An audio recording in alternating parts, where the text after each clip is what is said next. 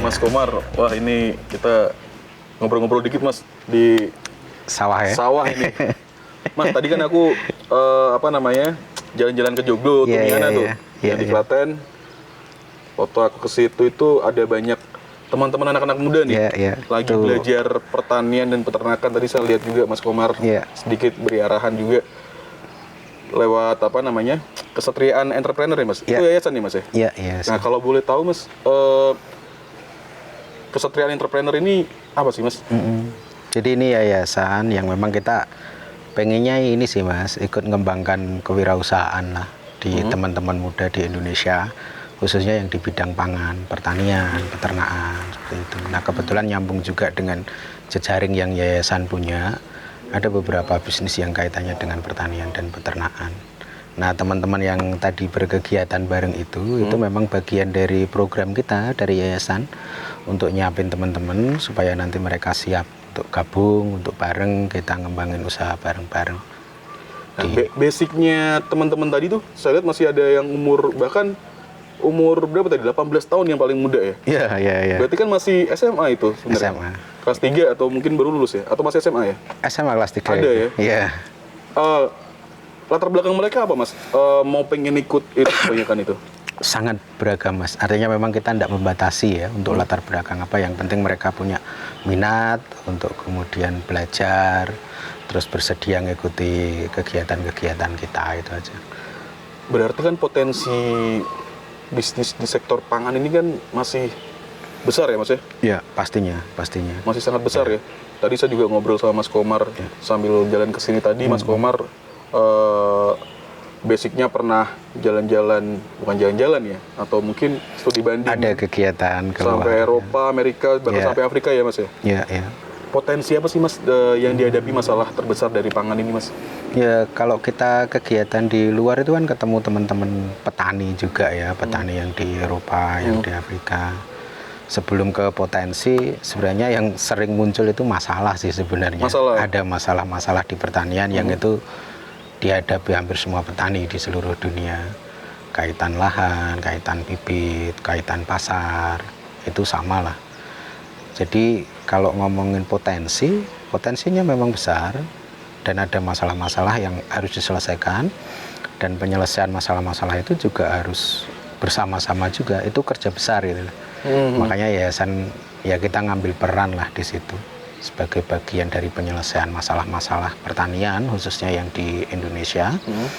Jadi dengan program-program yang kita selenggarakan itu harapannya ya kita bisa ikut partisipasi dalam penyelesaian itu. Kalau tentang peluang begitu ya, pangan ini kan kebutuhan pokok Mas ya, artinya semua orang butuh pangan dan tetap harus ada penyedianya. Nah, terkait penyediaan pun tentu kita juga berharap bisa ada satu sistem produksi yang efektif dan efisien. Nah, ini yang selama ini juga masih miss di kita gitu. Kita harus bicara tentang skala ekonomi dari pertaniannya. Nah, untuk minimal skala ekonomi kan tentu butuh ada minimal sumber daya nih. Nah, kadang sumber daya kita tidak cukup tersedia. Nah, dari yayasan ini kan kita upayakan untuk himpun sumber daya lah. Nah, teman-teman. Berarti kan contohnya mungkin petani kan rata-ratanya kan orang-orang tua ya Mas ya? Iya. Sementara untuk regenerasinya sendiri juga sangat minim. Nah, salah satu bentuk kesatriaan entrepreneur muda ini membuat sekolah tadi ya, seperti tadi itu untuk mengedukasi teman-teman yang selain untuk agar aware tentang potensi bisnis pertanian peternakan, juga mengedukasi bagaimana cara bertani. Persis. Itu putus sampai bisa bertani aja atau sampai bisa jualan dan sukses secara bisnis Mas? Kita lengkap itu Mas, produksi, distribusi, kemudian kita bangun bareng jaringannya, kita buat ekosistemnya. Jadi misalnya kita ngomong tentang regenerasi petani tadi ya, itu memang kita krisis lah, kita bisa dibilang kita krisis petani muda. Tapi krisis ini juga ada sebabnya. Salah satu penyebab utamanya karena penghasilan atau pendapatan dari pertanian itu memang tidak cukup untuk hidup layak gitu loh.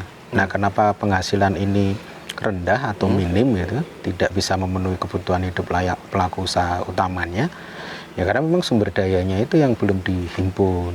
Nah kita butuh untuk menghimpun itu, kita tentukan skala ekonomi minimalnya. Nah dari yayasan ini perannya sampai ke sana Mas. Jadi kita nemenin lah teman-teman ini supaya mereka berproses mulai dari persiapan awal, mereka belajar tani, diproduksinya, kemudian buat organisasinya, kemudian pengembangan jaringannya, jaringan distribusi maupun jaringan modal untuk pengembangan usahanya. Oh, sampai modal pun juga bisa dibantu dari Kesatriaan ini ya? Jadi dari Kesatriaan ini kita buat inkubator bisnis usaha tani. Nah di inkubator ini yang kemudian kita hubungkan lah dengan jejaring-jejaring yang diperlukan teman-teman. Misalnya modal ya kan kita hubungkan dengan lembaga pembiayaan. Cuman kan kadang gini Mas, tidak semua orang bisa mengakses lembaga pembiayaan gitu. Nah peran yayasan ini untuk memudahkan teman-teman supaya mereka bisa mengakses lembaga pembiayaan. Salah satunya ya dari kita kan ada beberapa lini bisnis nih yang sesuai dengan apa yang kemudian akan dikembangkan teman-teman. Oke, nah, berarti ada industrinya juga ya? Ada industri yang kemudian bisa nge-take produk dari teman-teman. Nah itu akan memudahkan teman-teman untuk mengakses pembiayaan. Seperti itu. Oh berarti udah lengkap ya Mas ya? Dari mulai pembiayaan sampai nanti jualnya kemana juga nggak kebingungan juga ya? Nah tadi kan untuk petani-petani yang pendapatannya rendah seperti itu sebenarnya kesalahan petani atau kesalahan dalam mengelola manajemennya Mas? Atau mungkin ada potensi kesalahan lain? Ya nggak harus kemudian kita sebut kesalahan lah ya. Ada keadaan lah, ada keadaan atau situasi yang kemudian menjadikan pendapatan teman-teman ini rendah gitu loh. Salah satunya sih yang kita lihat di sumber daya itu tadi, memang ketersediaan sumber daya yang dibutuhkan untuk usaha minimalnya itu belum terpenuhi. Nah kita mengupayakan untuk bisa sampai ke sana. Nah manajemen termasuk bagian dari kapasitas sumber daya ya dari pelaku usaha utama. Tapi kita tidak boleh melihat orang per orang ya. Artinya yang pengen dikembangkan dari yayasan ini, kegiatan itu jadi kegiatan kolektif Mas. Jadi bareng-bareng. Ketika teman-teman ini selesai belajar, mereka mengembangkan kegiatan produktif. Nah pengembangan kegiatan itu secara kolektif. Nah di dalam kolektif ini teman-teman juga belajar berorganisasi ya. Betul. Artinya ada manajemen di situ, administrasi juga di situ. Itu yang memang kemudian sering jadi kebutuhan di teman-teman petani yang belum dihadirkan itu. Nah kita butuh untuk memunculkan itu. Sementara kan ada beberapa petani yang sukses juga kan, apalagi dalam usianya juga relatif muda yang beberapa kali saya temuin juga. Iya. Nah, kelebihan mereka itu berarti mereka punya tata kelola manajemen yang baik juga. Mesti. Dan inovasi mungkin ya Mas ya? Iya. Dan itu mungkin yang belum dipunya sama petani-petani yang lain juga ya? Iya. Edukasi masalah itu tadi ya? Iya, persis. Berarti memang sangat dibutuhkan untuk meregenerasi petani ini ya Mas ya? Iya. Oke. Terus Mas, kalau di yayasan ini Mas, misalnya saya mau berbisnis, mau belajar tentang peternakan atau pertanian itu dikhususkan nggak? Harus apa? Dikhususkan. Maksudnya ada kelas-kelas khusus sendiri atau harus pertanian yang linear dengan lini bisnisnya tadi yayasan tadi?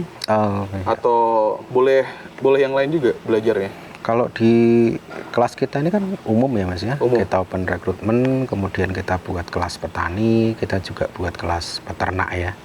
Nah untuk kelas pertaniannya ini kita belajar pertanian secara umum, enggak kaitan dengan komoditas sebenarnya, enggak kaitan dengan apa yang menjadi kebutuhan dari industri yang jadi lini bisnisnya kita ya, enggak ya. Jadi benar-benar belajar dari dasar sih, dari dasar. Artinya memang bisa untuk pengembangan semua komoditi. Dan kalau mau mengikuti kelas di Kesatriaan ini, itu ada tarifnya atau enggak Mas? Ya nanti ada biayanya memang, ada biayanya. Jadi kita open rekrutmen, kemudian di situ kita umumkan, informasikan biayanya berapa. Biaya ini lebih untuk ke bukti komitmen aja sih, bahwa mereka memang bersedia untuk belajar begitu, dan hitungannya terjangkau sih Mas, kisaran 250.000 itu semua kembali ke teman-teman. Jadi untuk konsumsi mereka, kemudian ada kaos, modul. Kalau untuk fasilitas, kemudian infrastruktur, pemateri, itu semua dari kita yang siapkan. Oh ya, berarti memang benar-benar ini ya, bisa dibilang ya free lah, karena tadi juga cashback-nya. Ya, kita khawatirnya kalau kemudian ini kita gratiskan begitu, mereka daftar, ikut coba-coba aja, ndak serius, belum sampai selesai, kemudian mereka keluar begitu. Padahal kita kan tahu ya, ada banyak temen lah yang di situ mereka sebenarnya serius untuk belajar itu. Jadi perlu Mas Eki tahu ya, setiap kita open rekrutmen begitu, kuota kita misalnya 30 begitu, itu yang daftar bisa ratusan. Oh, berarti itu diseleksi ya Mas ya, yang mau mendaftar itu ya? Kita seleksi. Nggak semuanya bisa belum ini ya? Bisa ngakomodasi semua sih. Rata-rata yang ikut itu Mas, dia itu biasanya petani atau peternak yang sudah berjalan, baru berjalan, atau memang benar-benar dari nol? Beragam Mas, ada yang benar-benar awam, memang mereka mulai dari nol, ada yang sudah jalan, ada yang sudah berkembang, artinya tidak hanya sebatas jalan ya, artinya dia punya usaha, trennya juga bagus, ada yang posisi seperti itu. Tapi justru itulah yang kemudian jadi kekuatan kita di sini, di kolektifnya teman-teman itu. Dengan keberagaman latar belakang itu, mereka bisa saling berbagi, kemudian saling memperkuat masing-masing. Jadi semangat yang dibawa dari kita kan memang berbagi ya, terutama berbagi pengetahuan, berbagi jaringan, berbagi sumber daya. Nah, dengan keberagaman latar belakang dari teman-teman itu justru memperkuat teman-teman sendiri kalau saya lihat. Jadi bisa lebih kolaborasi ya, ketika saling nutupin juga ya. Kelasnya lebih dinamis juga. Iya, betul. Nah, kembali lagi tadi Mas, kalau pangan itu memang kebutuhan pokok ya. Di dunia manapun juga itu menjadi apa? Kebutuhan ya. Tapi yang membedakan Mas, potensi bisnis dunia pangan di Indonesia sendiri khususnya dibanding tadi kan Mas Komar udah keliling-keliling sampai Afrika ya. Dibanding negara-negara lain itu apa yang memiliki kelebihan ini Mas di Indonesia ini? Kita punya bisa dibilang satu kelebihan atau keunggulan komparatif ya. Jadi kaitan iklim Mas misalnya. Iklim ya? Iklim, kemudian musim juga, terus kita kayak sinar matahari begitu. Kalau di beberapa negara yang lain itu mereka nggak bisa bertani sepanjang tahun. Oh, oke. Misalnya musim dingin, misalnya mereka jelas nggak bisa nanam. Atau pas misalnya mereka musim gugur. Atau kalau yang di Afrika, mereka bisa sampai 1-2 tahun nggak hujan gitu. Itu mereka nggak bisa nanam gitu. Kita di Indonesia ini kan mewah gitu.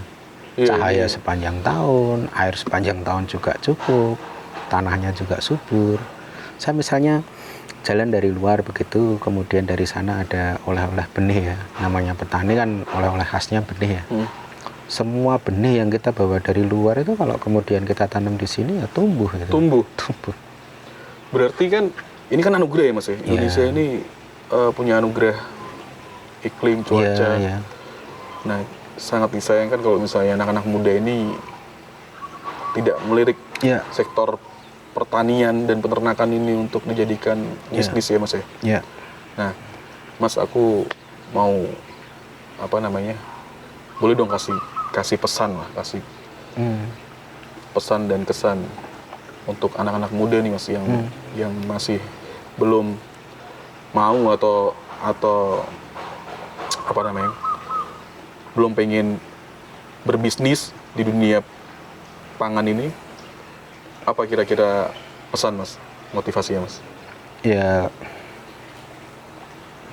pertama ngelihat peluang dulu ya, ngelihat peluang, kemudian kita ngelihat di potensi begitu, terus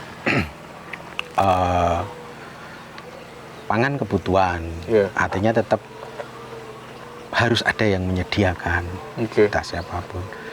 Nah, kalau kemudian teman-teman muda atau kita sendiri tidak mengupayakan untuk menyediakan pangan ini tentu akan disediakan oleh orang lain. Akan ada akan ada ketergantungan di situ. Nah, itu sayang lah, artinya potensi yang sebenarnya kita miliki yang seharusnya itu kita bisa optimalkan untuk membangun kita sendiri, baik sebagai pribadi ya maupun secara bareng-bareng, itu kemudian akan dimanfaatkan oleh orang lain, oleh pihak lain gitu loh.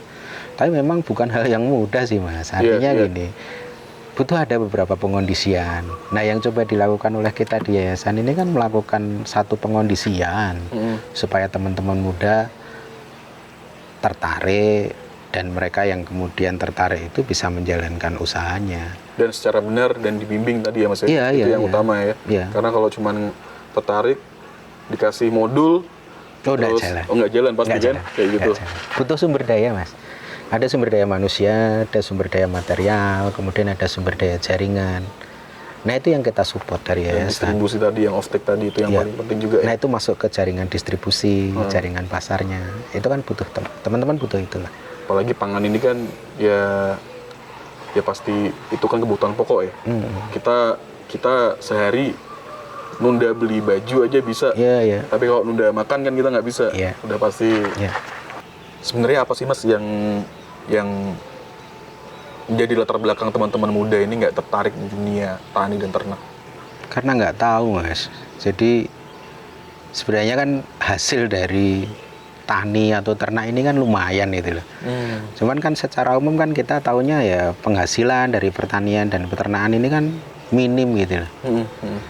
Tanpa melihat bahwa sebenarnya minimnya pendapatan ini ada banyak sebab gitu loh. Mereka lahannya terbatas, kemudian akses modal untuk pengembangan juga terbatas, akses pasar juga tidak dikuasai di distribusinya. Nah, itu kan sebenarnya masalah-masalah yang harus diselesaikan supaya kita bisa melihat potensi sebenarnya dari pertanian dan peternakan.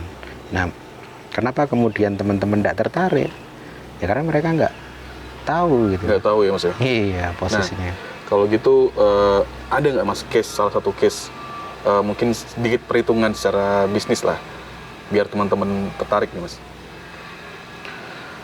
Misalnya padi nih hitung-hitungannya. Padi ini dia 1 hektar ya. 1 hektar. Kita hitung sewa, kemudian kita hitung bibit, hitung pupuk, olah lahan, perawatan. Ya modal sekitar 18 juta. Modal 18 juta. Satu musim ya. Satu musim. Dia bisa dapat panen itu beras 4 ton ya.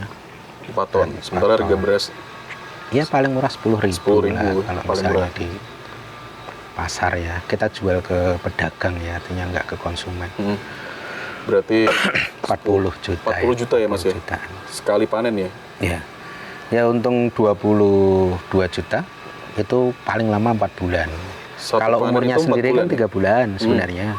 Cuman kan kita butuh persiapan awal, sama nanti panen pasca panen, sampai di processing sampai jadi beras.